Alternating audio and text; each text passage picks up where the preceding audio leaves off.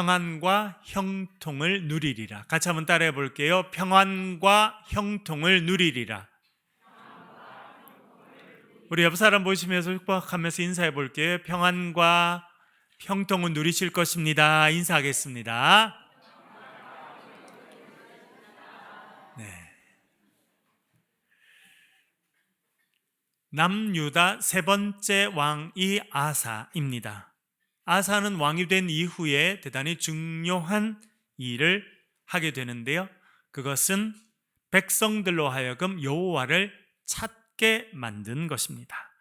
역대하 14장 4절 말씀 화면을 보면 같이 읽겠습니다. 시작. 유다 사람에게 명하여 그 조상들의 하나님 여호와를 찾게 하며 그의 율법과 명령을 행하게 하고. 아멘. 아사가 왕이 되었습니다. 여러분, 한 나라의 왕이 되는 것은 대단히 중요합니다. 우리나라도 조선시대 역사를 보면 누가 왕이 되느냐 대단히 중요했습니다. 세종대왕 같은 성군이 왕이 되면 나라가 부강하고 백성들의 삶이 한 단계 높아지게 됩니다. 그리고 여러분, 세종대왕은 이 땅에 존재하는 언어 가운데 가장 배우기 쉽고 가장 독창적이고 가장 과학적인 언어를 만들어내서 우리나라의 국격이 몇 단계 올라가는 그런 중요한 일을 하게 되었습니다. 그러나 슬프게도 무슨 군으로 끝나는 왕들이 됐을 때는 참으로 처참한 일들이 많았습니다. 선조가 왕이 됐을 때는 왕이 자기들이 오랑캐라고 불렀던 사람들을 피해서 산으로 도망가고, 그리고 급기야 어떻게 됐습니까? 겨울에 얼어있는 강 위에서 자기들이 오랑캐라고 불렀던 그 왕 앞에 9번 머리를 땅에 대서 절을 해야 겨우 목숨을 건질 수 있었습니다. 누가 왕이 되느냐 대단히 중요합니다. 왕이 어떤 정책을 세우고 어떤 일을 하느냐 대단히 중요합니다. 아사 왕이 명령을 내렸습니다. 그것은 그 조상들의 하나님 여호와를 찾게 했다라고 말해주고 있습니다. 여러분, 여기서 찾게 했다라고 말합니다. 그것을 명령을 해서 찾게 했다고 말합니다. 그것은 무엇을 의미합니까? 그 사람들이 여호와를 잃어버렸다는 것입니다. 잃어버렸기 때문에, 지금 가지고 있지 않기 때문에 찾으라라고 명령한 것입니다. 여러분, 이스라엘 백성들은 누구입니까? 하나님의 선택받은 백성입니다. 그것을 선민사상이라고 말합니다. 하나님이 우리를 선택했다는 거예요. 지금도 이스라엘 가보면 선민사상에 있는 사람들을 많이 보게 됩니다. 제가 미국에서 유학할 때도 유대인들을 많이 만났는데요, 똑똑한 유대인들이 참 많아요. 그런데 억수로 교만한 유대인들도 많습니다. 왜 그래요? 우리는 선택받은 백성이다, 우리는 특별하다, 그런 생각을 갖고 있습니다. 이스라엘 백성들 하나님의 선택받은 백성이었습니다.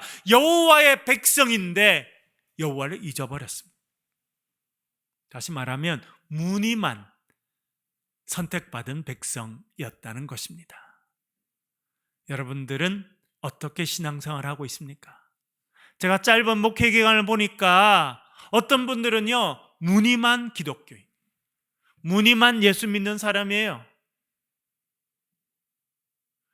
우리 청년 중에 또 새로 교훈 분이 있어가지고 제가 새가족 교육을 하고 있는데 해병대 출신이더라고요.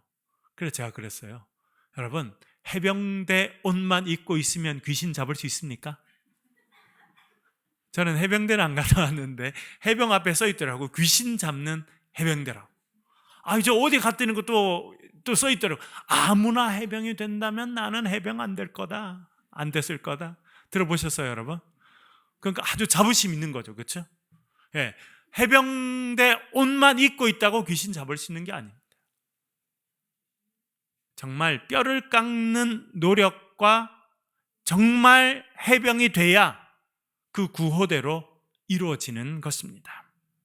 유다 백성들 아브라함의 후손입니다. 다윗의 후손이라고 하는 자부심을 갖고 있었습니다. 그러나 무늬만 선택받은 백성이었습니다.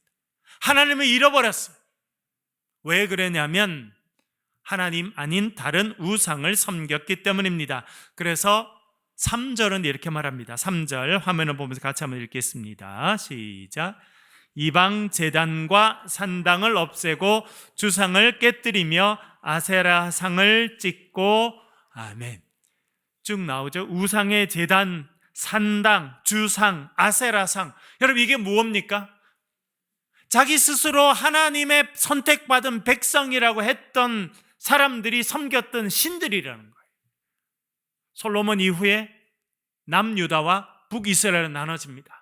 북이스라엘 다스리는 왕들은요, 자기의 백성들이 여호와를 예배하기 위해서 예루살렘으로 내려간 게 싫었습니다. 왜냐하면 예루살렘은 남유다 지역이었거든요. 그래서 북이스라엘의 왕들은요, 자신의 백성들이 남유다에 있는 예루살렘으로 가지 않도록 하기 위해서 우상을 만들어냈습니다. 특별히 어떤 우상을 만들어냈다고 성경이 말합니까? 이스라엘 백성들이 늘 좀 만드는 우상이 있잖아요. 뭡니까? 금송아지. 금으로 송아지를 만들어요. 풍요의 신을 만듭니다. 그래서 이것이 너희들을 애굽에서 건져낸 신이다. 그렇게 광야에서 했던 그 끔찍한 짓을 또 저지르게 됩니다.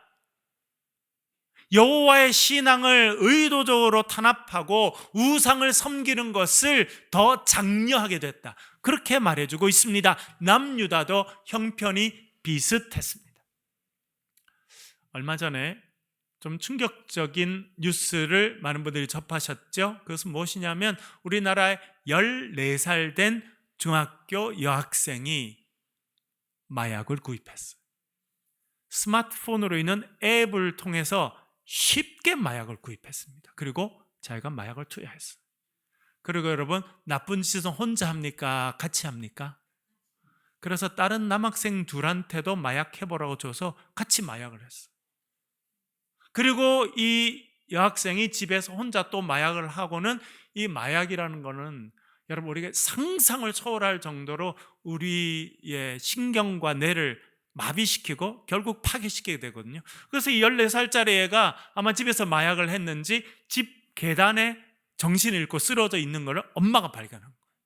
여러분, 그 엄마 마음은 어떻겠어요? 14살짜리 지금 중학교 여학생의 딸이에요. 근데 걔가 마약에 취해서 정신을 잃고 계단에 쓰러져 있는 것을 발견했습니다. 지금 우리나라가 그런 상황으로 가고 있는 거예요. 여러분, 좋은 거는 잘 안 퍼집니다. 아이들에게 좋은 걸 줘도요, 잘 먹지도 않고 받아들이지도 않아요. 좋은 말 해줘도요, 안 듣습니다. 그런데요, 그렇게 하지 말라고 하는 마약은요, 그렇게 열심으로 찾고, 또요, 그리고 또 전도하잖아요. 혼자 안 하고 다 퍼뜨리고. 여러분, 우리나라 심각한 상황에 들어왔다고 하는 것을 우리가 살펴봐야 합니다. 많은 젊은이들이 신앙에서 떠났습니다. 여러분, 신앙에서 떠나면 빈 마음으로 그냥 살 것 같죠? 아닙니다. 인간은요, 반드시 뭘 채우게 돼 있어요. 뭘로 채운다는 겁니까? 여호와의 신앙이 떠난 유다 백성들의 마음에는 아세라, 바알, 밀곰, 이런 다른 신앙들이 찾아오고 있었다. 여러분, 우리의 삶에서 우상을 제거하고 쫓아내는 그 일이 있어야 할 줄로 믿습니다. 무엇이 우상입니까? 하나님보다 더 소중히 여기는 것이 우상입니다. 하나님보다 더 우선적으로 여러분들이 생각하고 행하는 것이 우상입니다. 그것을 제거해야 된다. 성경이 우리에게 말씀해 주고 있습니다. 그리고 아사왕이 여호와를 찾으라 명령합니다. 우리 14장 4절 말씀 다시 한번 화면을 보면서 읽어보겠습니다. 어떤 걸 하라고 했는지 다시 한번 읽어볼게요. 시작. 유다 사람에게 명하여 그 조상들의 하나님 여호와를 찾게 하며 그의 율법과 명령을 행하게 하고. 아멘.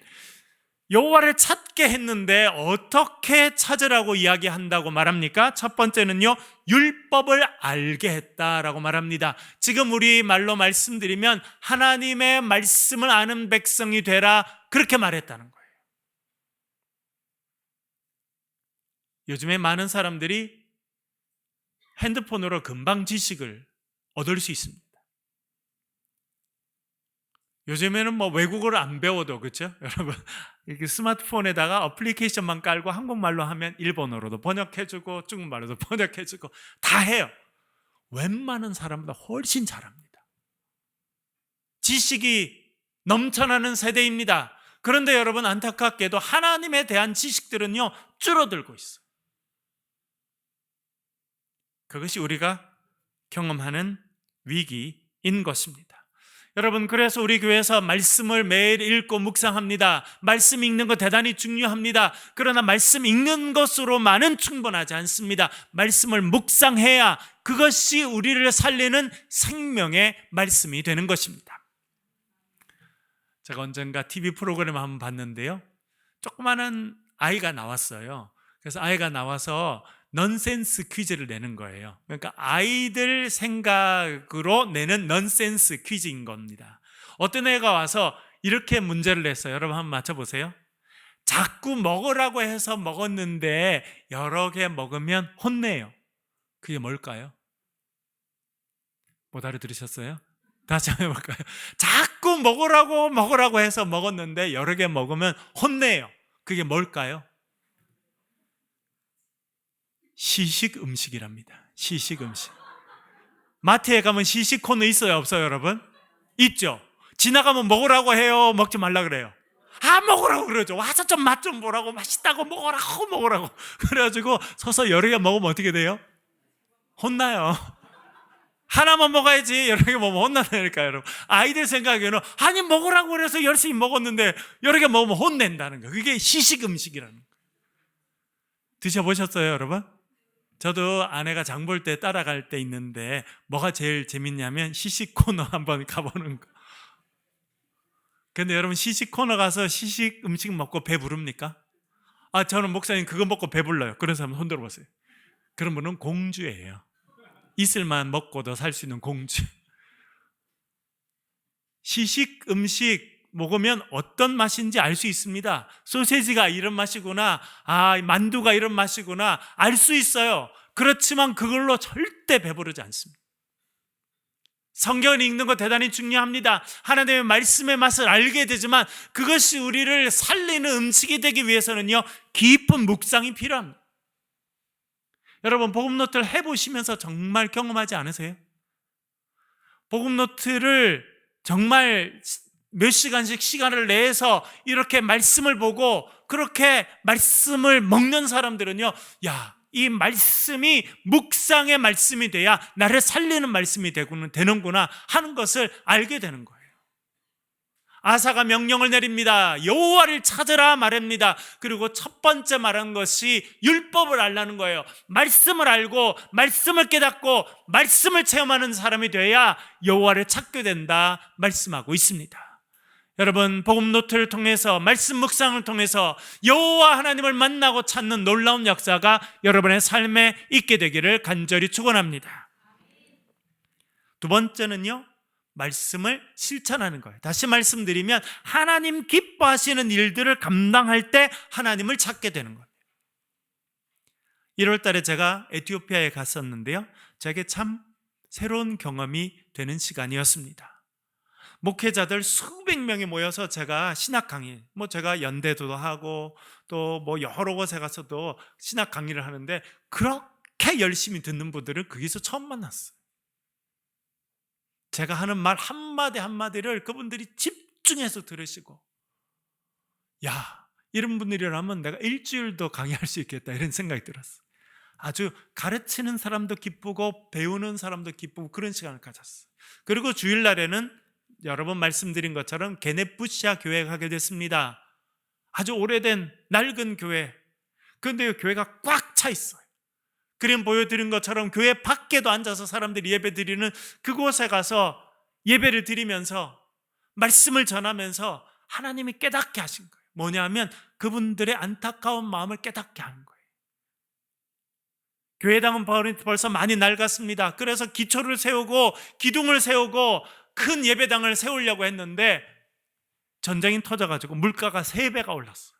그래서 모든 걸 중단한 상태로 기도만 하고 있는 그분들의 마음이 느껴지는 거예요. 하나님께서 기뻐하실 일이 무엇인지 깨닫게 하시는 겁니다. 하나님이 원하시는 일이 뭔지, 우리가 어떤 일에 투자를 해야 되는지, 어떤 일에 마음을 써야 되는지 알게 하는 거예요. 그것은요, 하나님 기뻐하시는 일들을 감당할 때 우리가 하나님을 알게 되고 만나게 되고 찾게 될 줄 믿습니다. 우리 교회에서 셀 모임을 합니다. 우리 모든 분들이 지금 참여해 계시죠. 열심히 하는 분도 있고 좀 그렇게 못하는 분들도 있습니다. 그런데 여러분, 우리가 1년여 이상 셀 모임을 하게 되면서 알게 된 게 있습니다. 우리가 금요일 저녁마다 셀 리더들이 모여서 간증하는 게 있어요. 그건 뭐냐면 지난 1년 동안 셀 모임을 하면서 많이 달라졌다는 거예요. 뭐가 특별히 달라졌느냐? 불평하고 원망하던 게 많이 줄어들고요, 감사가 많아졌다는 거예요. 여러분, 셀 모임 하면 우리가 세 가지 순서죠. 모든 셀이 똑같이 합니다. 첫 번째는 무엇입니까? 한 주간 살면서 기쁘고 감사했던 일을 나누는. 두 번째는요, 주일날 설교 말씀 가운데 은혜 받았던 거를 나누는 거예요. 세 번째는 기도 제목을 나누는 겁니다. 그 외에 딴 거 안 합니다. 여러분, 딴 거 하셔도 안 됩니다. 그렇게 감사를 나누고 말씀을 나누고 기도 제목을 나누고, 여러분 어떤 분은요, 자녀에 대한 기도 제목이 있잖아요. 건강에 대한 기도 제목이 있잖아요. 사업에 어려움이 있잖아요. 그 일을 가지고 우리가 같이 기도하는 거예요. 하나님 은혜 주세요. 하나님 도와주세요. 그렇게 하나님 일들을 감당할 때 우리가 하나님을 찾게 되고 발견하게 되고 하나님의 은혜를 체험하게 되는 줄로 믿습니다. 그 일을 감당할 때 그 교회는요, 건강한 교회로 성장하는 겁니다. 여러분, 하나님 기뻐하시는 일들을 감당할 때 하나님을 찾게 되는 역사가 있게 되기를 간절히 바랍니다. 그렇게 하나님을 찾을 때 일어나는 일에 대해서 아사는 이렇게 말합니다. 7절 같이 한번 읽어보겠습니다. 7절 말씀 천천히 같이 읽어보겠습니다. 시작. 아사가 일찍이 유다 사람에게 이르되 우리가 우리 하나님 여호와를 찾았으므로 이 땅이 아직 우리 앞에 있나니 우리가 이 성읍들을 건축하고 그 주위에 성곽과 망대와 문과 빗장을 만들자. 우리가 주를 찾았으므로 주께서 우리 사방에 평안을 주셨느니라 하고 이에 그들이 성읍을 형통하게 건축하였더라. 아멘. 이 한 절에 두 번이나 반복되는 표현이 있다는 걸 여러분 금방 아시겠죠? 무엇이 반복되고 있습니까? 우리가 여호와를 찾았으므로. 아사가 깨닫는 것입니다. 아사가 고백하는 거예요. 우리가 여호와를 찾았으므로 이런 일이 우리에게 있게 됐다. 그렇게 말해주고 있습니다. 그렇게 여호와를 찾을 때 하나님께 주시는 은혜가 있습니다. 첫 번째 무엇을 말해주고 있습니까? 우리가 여호와를 찾았더니 주께서 우리 사방에 무엇을 주셨다고요? 평안을 주셨다. 그렇게 말해주고 있습니다. 여기서 평안이라고 번역된 히브리어는 누아흐입니다. 루아흐가 되면 성령이 되고요, 루아흐가 되면 성령이 되고, 여기는 누아흐인데요, 그것은 정착해서 집을 짓다, 그런 의미를 기본적으로 갖고 있습니다. 여러분, 지금도 수많은 사람들이 여행 가는 곳이 이탈리아입니다. 로마. 여러분 가보셨나요? 저도 젊을 때 한번 가봤습니다. 다들 한번 가본다 그래서 어떻게 생겼는지 한번 가봤어요. 갔는데 차에 탔어요. 버스에. 어떤 사람이 탔습니다. 조금 있으니까 주위에 어떤 사람이 두 명이 딱 서는 게 눈에 보이더라고요. 한 명이 그 사람 막 몸을 밀쳐요. 그러니까 이 사람이 이쪽을 쳐다봤겠죠. 자기가 밀치는 사이가 밀치지 말라고. 그랬는데 그 사이에 누군가가 손을 빨리 움직여서 지갑을 갖고 버스에 뛰어내린 거예요. 못 믿는 분들이 많이 계신데 여러분, 로마 가보세요. 여러분, 로마.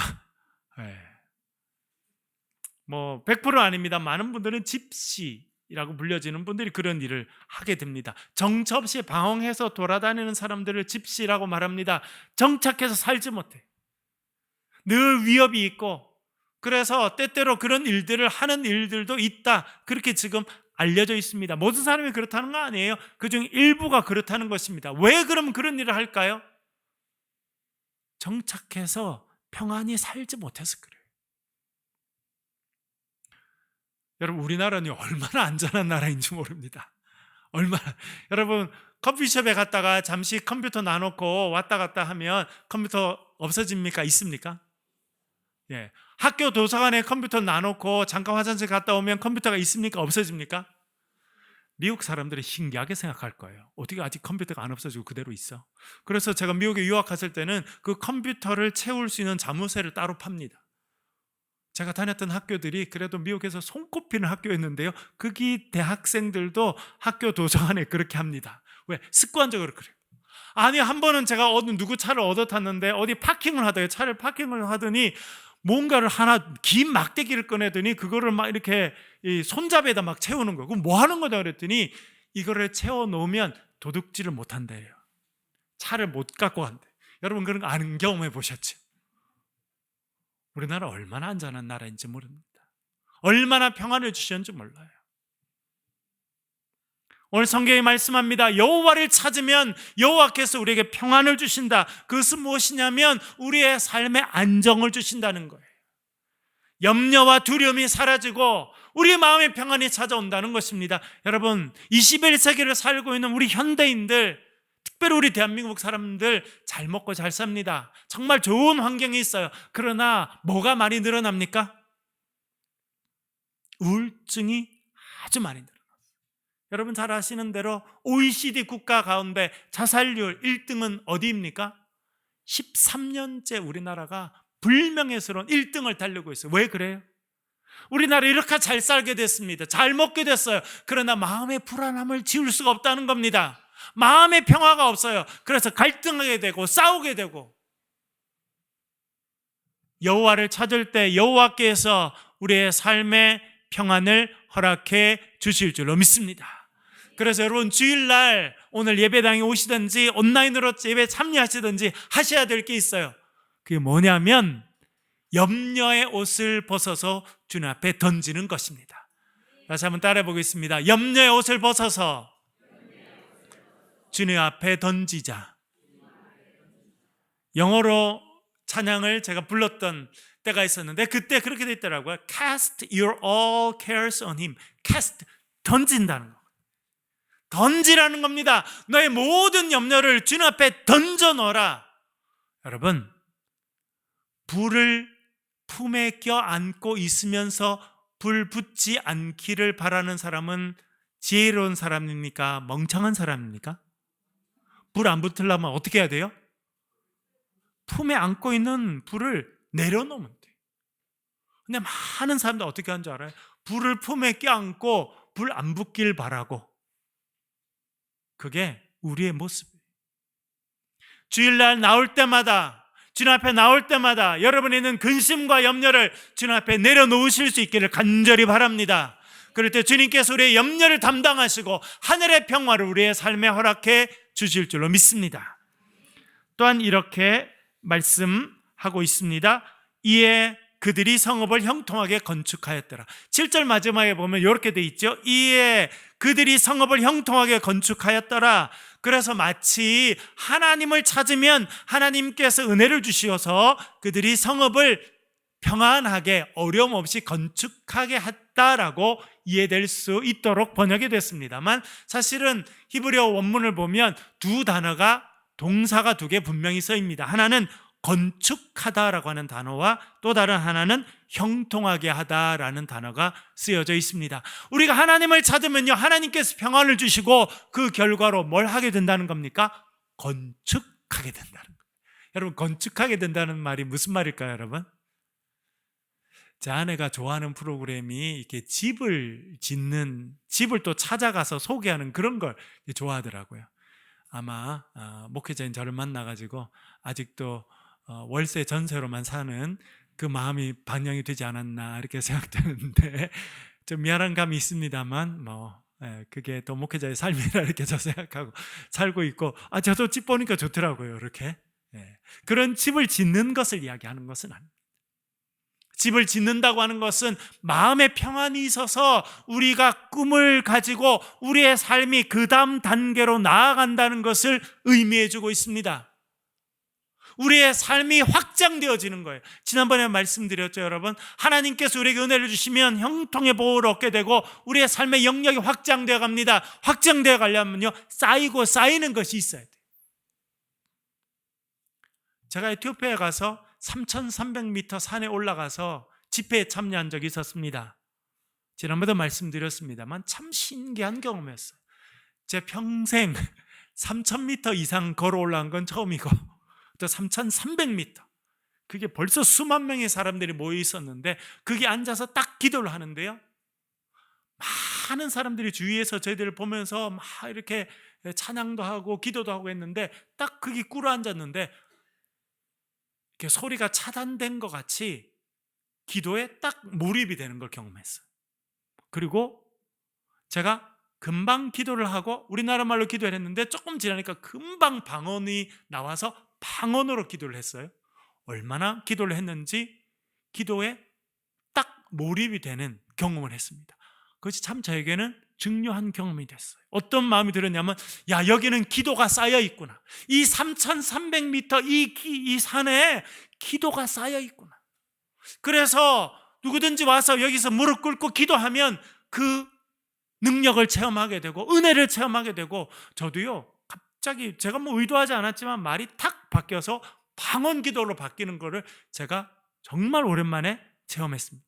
제가 처음에 고등학교 다닐 때 방언을 받을 때 그런 일을 경험하고 그 뒤로는요, 물론 그 사이에도 제가 방언으로 기도할 때가 있었습니다만 그런 경험은 정말 특별한 경험이었어요. 뭐냐면 뭔가 쌓여 있다는 거예요. 하나님께서 은혜를 주시면 우리가 기도를 쌓게 되고 하나님 말씀을 쌓게 되고 그것이 우리의 삶의 건축이 되어서 새로운 역사로 일어나게 될 줄 믿습니다. 하나님을 찾는 자들에게는 하나님께서 건축하게 하십니다. 가정을 건축하게 하고 인생을 건축하게 하고 인생의 새로운 꿈을 꾸고 그것을 이루는 역사를 허락해 주실 줄로 믿습니다. 두 번째 쓰인 단어는요, 형통하다입니다. 찰라크, 이거는 뭐 제가 여러 번 말씀드렸죠. 히브리 말로 찰라크라고 하는 단어입니다. 한번 어려운 말이지만 따라해 볼까요? 찰라크. 예, 흐 발음하기가 좀 어렵죠. 예, 아랍어나 히브리어는 이렇게 목 안에서 하는 발음이 많습니다. 찰라크. 물론 독일어로도 뭐 이런 발음이 있습니다만, 그렇죠? 찰라크. 어떤 뜻이냐? 형통하다는 거예요. 제가 말씀드린 것처럼 형통하다는 건요, 내 욕심이 이루어지는 것을 형통하다고 생각지 않습니다. 세상에는요, 야, 네 꿈을 꿔라, 네 욕심대로 해라, 네가 투자한 대로 다 돈을 벌어라, 그게 형통한 거다, 그렇게 가르칩니다. 그러나 성경은 그렇게 말씀하지 않습니다. 여러분, 성경이 말씀하시는 형통은 무엇입니까? 하나님께서 우리와 함께 하시는 것이 형통인 줄로 믿습니다. 하나님께서 함께 하시는 그 자체가 형통이에요. 지난번에도 말씀드렸습니다만 창세기 39장을 보면 여호와께서 요셉과 함께 하셨더니 요셉이 형통했더라, 반복해서 나옵니다. 성경은요, 하나님이 우리와 함께 하시는 그 자체가 형통이라 말씀해 주고 있습니다. 여러분, 많은 사람들은 하나님 없이 성공합니다. 하나님 없이 세상에 성공하고 직장에 성공하고 사업에 성공합니다. 그는 마치 모래 위에 집을 쌓는 거나 마찬가지입니다. 어느 순간 비바람이 몰아치면 그 모래가 씻겨 내려가면 집이 무너지게 돼 있어요. 여러분, 하나님과 함께 하는 것이 우리 인생의 형통인 것을 기억하시길 간절히 바랍니다. 그리고 또 형통이 무엇입니까? 형통은요, 나의 뜻이 아니라 하나님의 뜻이 이루어지는 것이 형통입니다. 여러분, 요셉은 형들의 미움을 받았습니다. 부잣집 사랑받던 아들, 색깔 있는 채색 옷을 입었던 그 아들이 종으로 팔려갔습니다. 노예 시장에 가서, 여러분 옛날에 로마 시대 때 노예 시장에 있는 노예 그런 영화에 보셨죠? 저도 미국에 있으면서 버지니아라고 하는 곳에 그 항구에 가면 옛날에 아프리카에서 사람들이 잡혀서 노예선에 끌려와서 그 버지니아 그 비치 그쪽에서 이제 밤에 끌려오는 그곳을 간 적이 있어요. 낮에는 사람들이 보니까 배에 실어놨다가 밤이 되면 배를 가까이 붙여서 사람들 노예를 끌고 오는 거예요. 그리고 노예 시장에 가서 노예를 파는 겁니다. 그렇게 팔렸어요. 그래서 보디발의 집에 가서 열심히 했는데도 억울한 일을 누명을 쓰고 감옥에 던져졌습니다. 여러분, 인간적으로는요 얼마나 처참한 인생인지 모릅니다. 그러나 성경은 뭐라 말합니까? 여호와께서 요셉과 함께 하셔서 그가 형통하였더라 라고 말하는 것입니다.